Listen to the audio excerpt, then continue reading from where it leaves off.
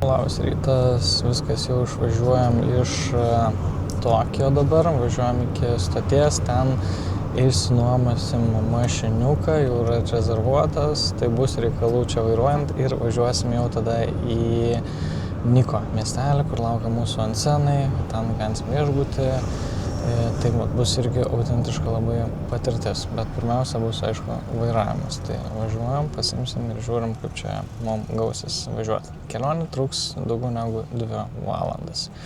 Tai va, varom kartu.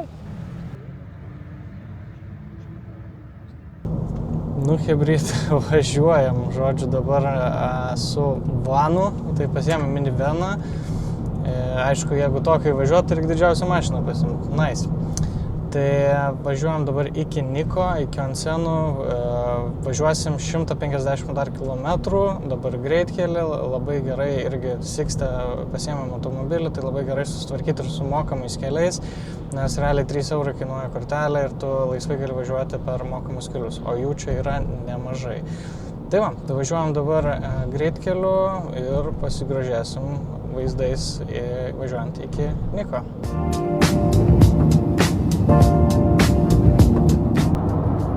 Kaip vairuojasi? Gerai, važiuojam tiesiai. Bandom neviršyti greičio ir tiesiog važiuoti. O tai va. Super.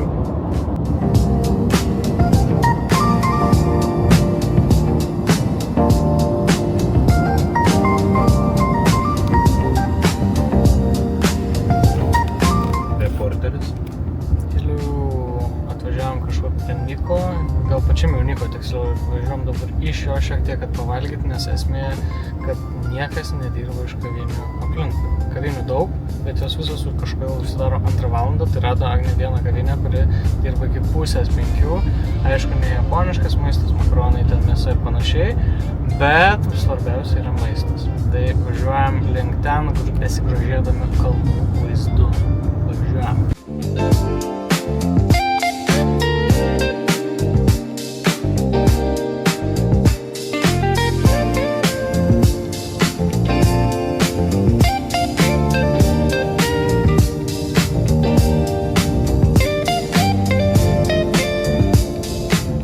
Atvažiavom jau iki restorano Misty Mountain Restaurant, tai pasižiūrėjom, kad šitas dirba liktai jau normaliai, tai tikėkime, kad bus viskas gerai. Šiek tiek brangesnis gavas, man atrodo, bet svarbu, kad galėsim pavalgyti ir nueiti, aišku, į tualetus ir visą kitą, nes važiavom kažkur beveik porą valandėlių, gal mažiau šiek tiek. Tai va, einam pasižiūrėsim, koks čia maistas, bet kas liečia gamtą, tai labai gražu matos kalnai, kadangi labiau šiaurė ir labiau vėsu, tai čia greičiau ateina ir ruduo ir labiau geltonuoja lapai, tai irgi prideda to vaizdo, nes aplink tie klevai raudonuojantis. Mes einam pavalgyti dabar.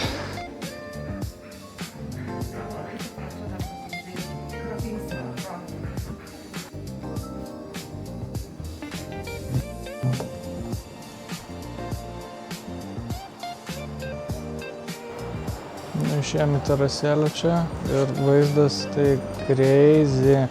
Prasme, šičia krioklys yra, kalnai matos, nu, wow, amazing. Va čia atvarėm pavalgyti tokiai vietelį. Ir nuvagavom maistą, viskas šiandien traška, braška, nukarš.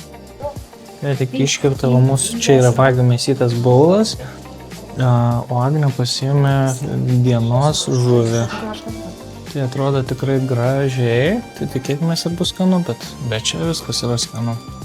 Tai va, skanaus mums ir mes einam valgyti, atrasti, kas tai labai geras.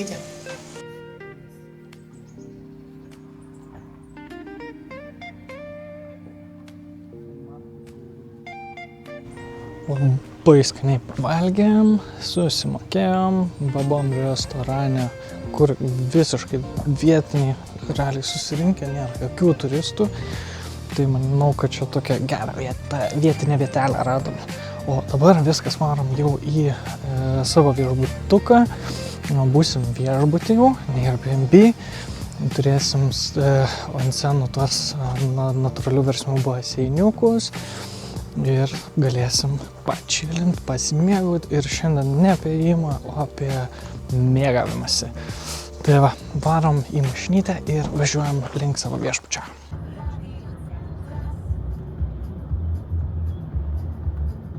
Nors šiuo metu vakarėja, Radiocentras veda rytinę laidą. Taip.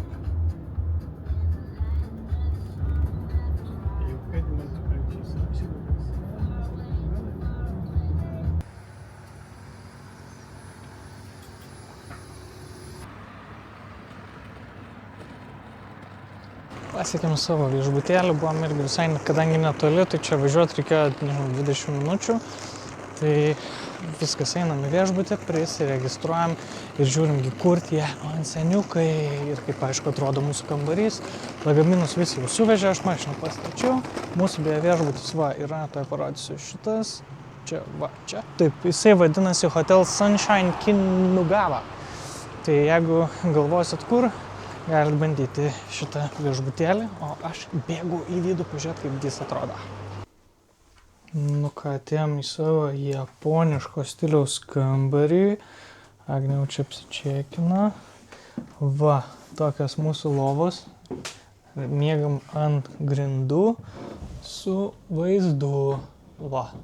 Super, labai gerai. Einam dabar susiruošim, pasidėsim daiktus ir bandysim pasiekti onsenus, tik ten reiks eiti visiškai nuogiem. Tai va, tai žodžiu, ten irgi skiriasi taip, kad viena pusė yra vyram, kita pusė moterim.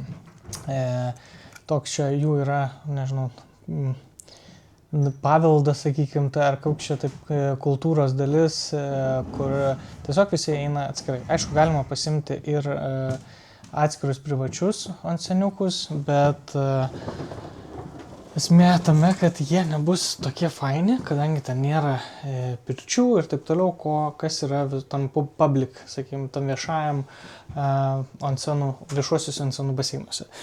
Tai išbandysim, aišku, viešai. Tai eisim nuogi pasimaudyti jį. Gerai, viskas, varau pasidėti daiktus ir tuoj pasimatysim.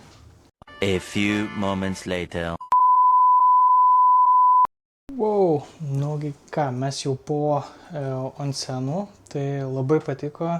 Faina, aišku, toksai, kur įeini akmeninė vonė, sakykim, didelė tokia ir tenai yra tos versmės, kur labai karštas vanduo. Vidus, kadangi yra tiek lauke, tiek ir viduje tie onsenai, tai viduje toks primena labai kažkokį sovietmetį. Nu, iš viso šis senas labai autentiškas, pavadinkim, tai pastatas. Tai viskas skaido į vyrų ir moterų pusės. Visur vyrai nešneka, ramiai susėdi, pasėdi ir eina nusiprausia ir toliau iškeliauja, kur jau jie nori. Tai tikrai faina, autentiška, bet ilgai negalima išbūti, bent jau mum, nes atrodo, kad jau viskas nebegali kvėpuoti tiesiog. Tai va, tai pabuvom, nežinau, kokį 40 minučių plus minus ir išvarėm. Žiauriai gerai dabar atrodo, kaip tiesiog papirtelės būtum. Irgi yra ir sauna. Tai siūlau tikrai išbandyti, nes vien tik japonai, gal mačiau tik keli žmonės, kurie buvo užsieniečiai. Manau, kad tikrai turėtumėt čia autentišką patirtį ir tikrai turėtų patikti.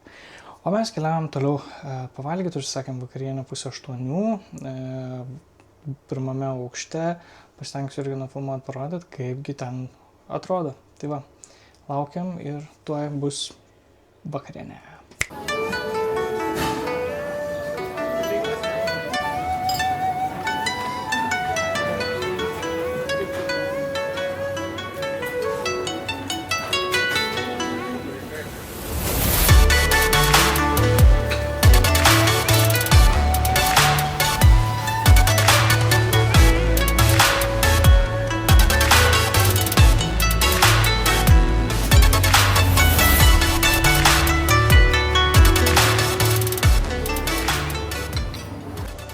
Nu, tai sakėm, jeigu autentiškai maks, batai padėti, va, tik basom, einam čia, va, sėdam, kojas įkišam, va čia, va, ir sėdam, taip ir valgom. Maisto gali valgyti kiek nori, žmogui kainavo 23 eurai. Sakyčiau, žiauriai gerai, nes maistas tai atrodo labai liuks. Ir gali valgyti tiek, kiek nori. O, visi va tokie va. O, taip gali atsisėsti. Tai va, tai toks čia yra valgyklėlius, pavadinkim taip, ir man atrodo, kad tikrai faina vietelė. Tai einam ragauti ir jau, manau, po šitą eisim ruoštis miegoti. Tai diena visai tokia irgi aktyvi, visko daug. Tai tikiuosi, kad irgi šiandien patiko ir susimatysim rytoj, o rytoj važiuosim jau į Niko nacionalinį parką pavaikščioti. Na ir pasižiūrėti, kokie vaizdai atrodo grynai iš to Niko miestelio. Beje, dėl mašinos tikrai siūlau nepabijoti, išsinuomoti ir nėra tikrai taip baisu, kaip galėtų atrodyti vairavimas čia, nes jeigu išvažiuoji iš miesto, tiesiog visą laiką važiuoji į pagrindinę greitkelį. Tai tikrai viskas čia yra ok. Tai va, turėkite omeny, važiuokite į autentiškas vietas, o aš pasitengsiu parodyti kuo daugiau, kiek čia yra aplinkui. Tai va, o dabar sakau, skanaus ir dabar.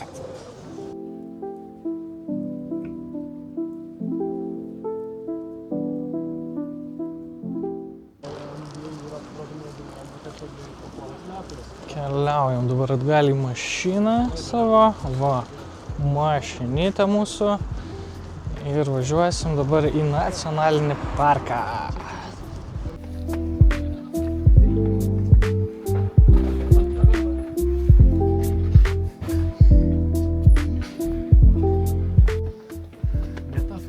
Labas rytas, mes esame dabar netoli Vilniaus, Lentvario kaime. Matyti vaizdai turbūt jums irgi.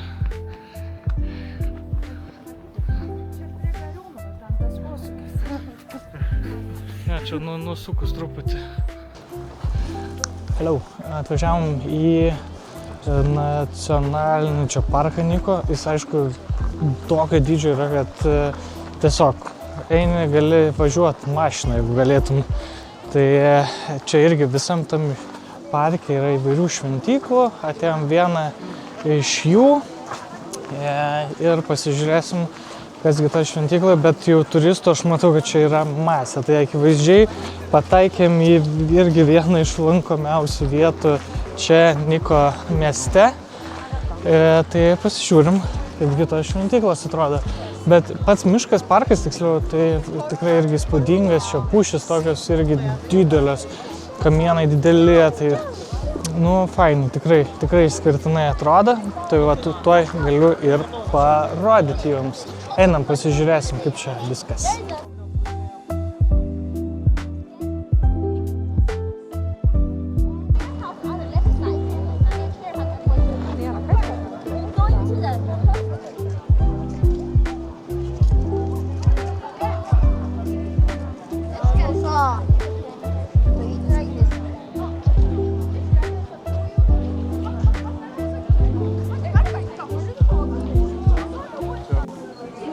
Tai ne veltui, aišku, čia šita šventykla pilna turistų, nes faktas, kad yra čia pagrindinės 3 šventyklos, kurios yra įtrauktos į UNESCO saugojamų objektų sąrašą. Ir jos čia buvo sukurtos gana senai, tai yra 1617 metais tuometinio Japonijos vadovo. Ir realiai čia Niko yra vienas pagrindinių objektų aplankyti. Vaizdas pats atrodo tikrai įspūdingai, ypatingai dėl pastatų, kurie yra paauksuoti. Ir čia toks atrodo vidury miško tiesiog, nežinau, pastatų kompleksas, pavadinkim taip, grynai šventykla, kuri matosi, nežinau, per filmus dažniausiai. Tai geras vaizdelis, nežinau, net sunku apibūdinti, turbūt reiktų pamatyti gyvai ir dar kartą rekomenduoju, jeigu vyksite į Japoniją ir planuositės kelionę, tai būtinai įsiplanuokite ir Niko miestelį ir čia aplinkui esančias šventyklas. Į pačią šventyklą kaina yra 9 eurai įeiti, galite irgi bilietus nusipirkti per kkd.com puslapį, tai nereiks laukti didelių eilių, kurios irgi čia yra susidariusios pačių turistų, kurie tiesiog laukia paprastai nusipirkti bilietų kasoje. Na, mes einam toliau į šventyklą, pažiūrėti, kaip jinai atrodo iš vidaus. Va, dar viena pamokėlė pasirodoma, kur mes geriam Kirin alus, čia yra labai populiarus, tai čia tas Kirin gyvūnas, va čia tas matos, va. Tai jisai yra mistinis gyvūnas, kur čia vietiniai japonai tiki, kad jisai neša laimę.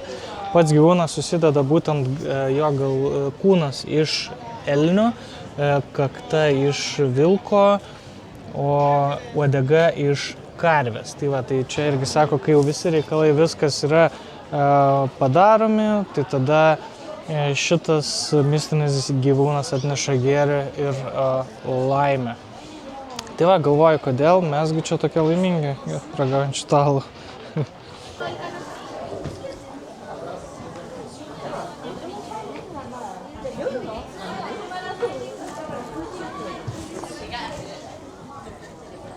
Einam dabar iki Tokugavos šventyklos, šio vidinio tokia šventykla, kur irgi yra toks į prieš įeinant iki laiptų, yra miegantis katinas.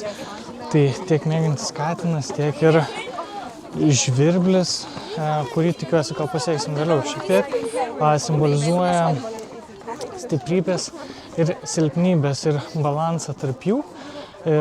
Tai būtent tas Tokugava lordas jų, vadovas tuometinis, kurio kapas ir yra šita vidinė šventykloje, jisai norėjo būtent sukurti ramybę ir taiką Japonijoje tuo metu dėl vykusių įnirtingų civilinių karų.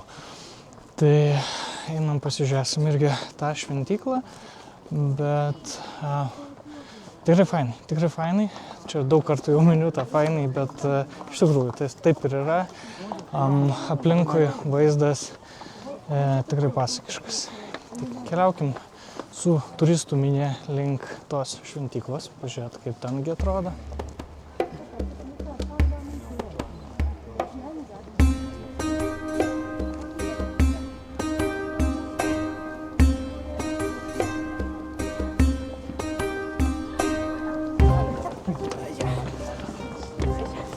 Taip, čia yra 207 laipteliai, kurie padaryti iš akmens ir kiekvienas šitas blokas yra vientisas ir unikalus. Tai patikėkit, kaip čia buvo reikalų tuo metu padarytos laiptus. Wow.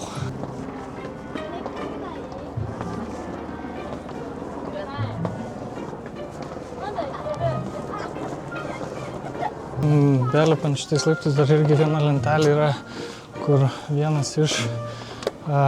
iš išminčių Tokugavos to valdovo. Tai gyvenimas yra tarsi ilga kelionė, nešant sunkų ryšulį.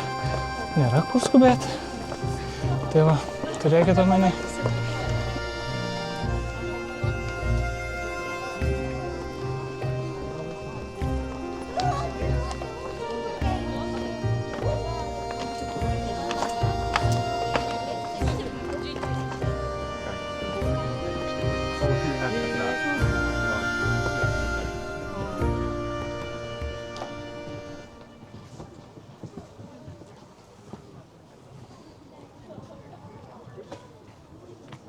Tai va, čia 5 metrai po žeme yra palaidotas Tokugava valdovas Japonijos.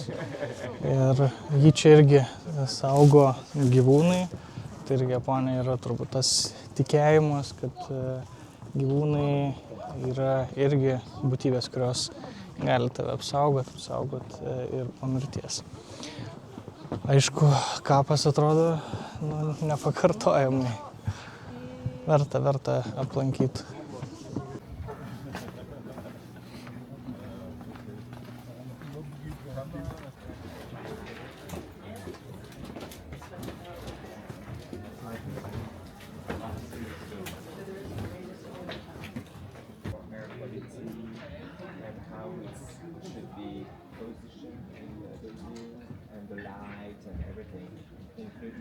Čia irgi parodyta šarvų muliažas, kur tokius rūbus, tokius šarvus dėvėjo tas Tokugawa valdovas Sukikaharos mūšyje.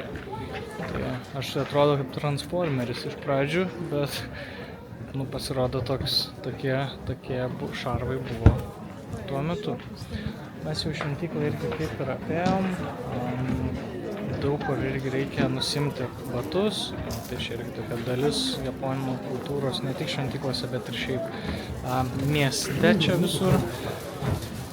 O mes keliaujam toliau, pažiūrėsim, ką gero dar galim pamatyti be šventyklos, nes ją jau apėjom. Tai pasižiūrėsim.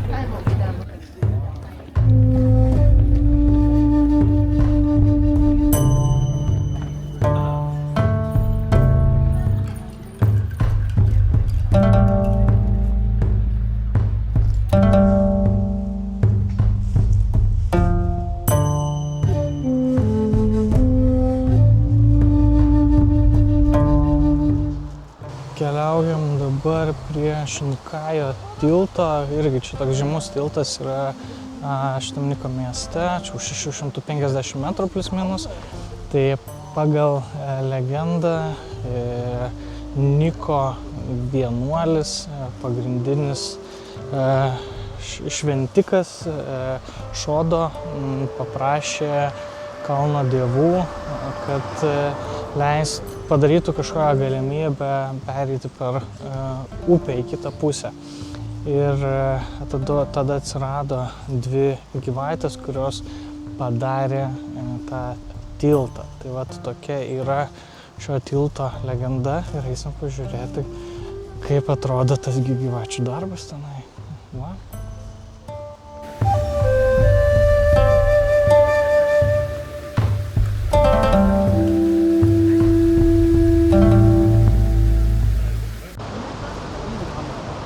Tai štai turime legendomis apipintą tiltą.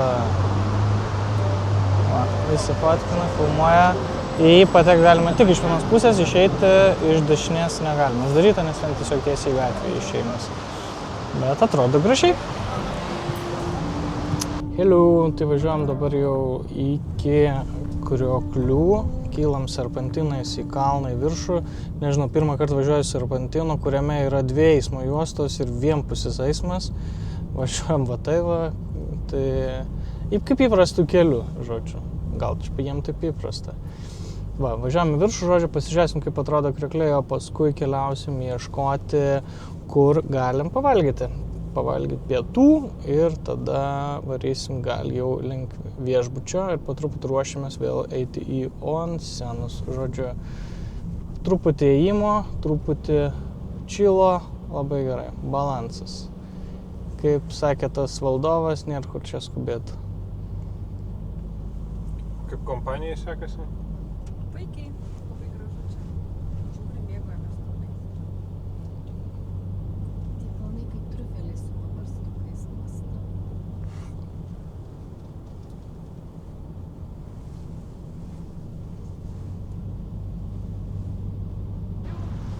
Iškilam jau į kalno viršūnę ir jau einam dabar prie Kegon Falls. Tai yra čia tokia turėtų būti didelis krioklys, kur čia irgi dar vienas traukos objektas.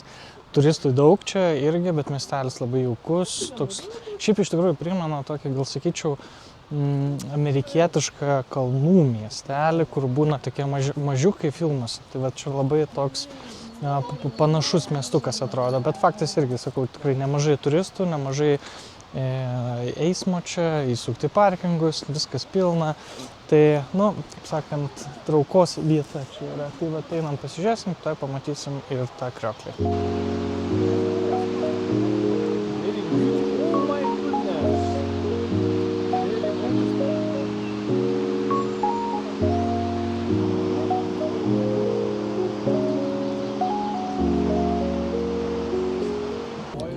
Ėjom kur pavalgyti ir tiesiog sustojom taip pakely tokioje vietelėje, sakom, labai gerai atrodo bandelės, kaip koldūnai jau, žinai, ir sakom, čia, sakom, su kiauliena dar. Ir tada žiūrim, dar yra šitos vištienos tokios, vištienos išmelė tokia. Tai vat ir pasiėmėm ir turim dabar tokius pietus. Sėsime čia tiesiog lauke, pavalgysim, galim paragauti skanu, ne?